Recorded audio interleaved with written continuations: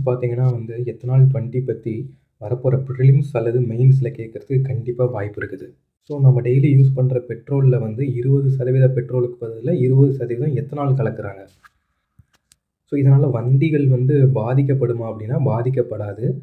அதே டைம்ல வந்து பெட்ரோல் விலை குறையுமானா கண்டிப்பா குறையாது.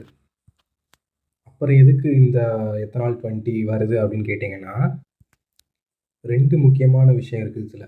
ஒண்ணு எத்தனால் 20 யூஸ் பண்றனால நம்மளுக்கு மாசு குறைக்கலாம். பொல்யூஷன் கண்ட்ரோல் பண்ணலாம். இன்னொன்னு வந்து இதனால விவசாயிகளின் வருவாய வந்து உயர்த்தலாம்னு சொல்றாங்க. ஸோ எப்படி உயர்த்தலாம்? ஏன்னா எத்தனால் மேனுஃபேக்சரிங் பண்றது வந்து கரும்புல இருந்தும், மக்காச்சோளத்துல இருந்தும்.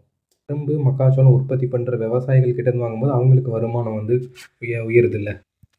ஆமா. பெட்ரோல ரீஃபைன் பண்ற அந்த 20% பெட்ரோல ரீஃபைன் பண்ற வேலையும், கரும்பு, மக்காச்சோளத்த மேனுஃபேக்சரிங் பண்ணி ரீஃபைன் பண்ற அந்த ப்ராசஸ் வேலையும் வந்து சேம் தான்.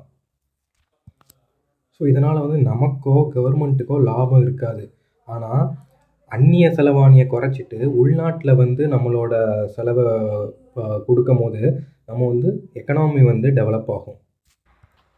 ஆல்சோ பாரிஸ் அக்ரீமெண்ட்ல என்ன சொல்லியிருப்பாங்க? 2070க்குள்ள கார்பன் எமிஷன நெட் ஜீரோ ஆக்கணும்னு. ஸோ அதுக்கு இந்த திட்டம் வந்து ரொம்ப யூஸ்ஃபுல்லா இருக்கும். பாரிஸ் அக்ரீமெண்ட் எப்போ போட்டிருப்பாங்க? 2015ல COP21 கான்ஃபரன்ஸ்ல போட்டிருப்பாங்க. Thank you.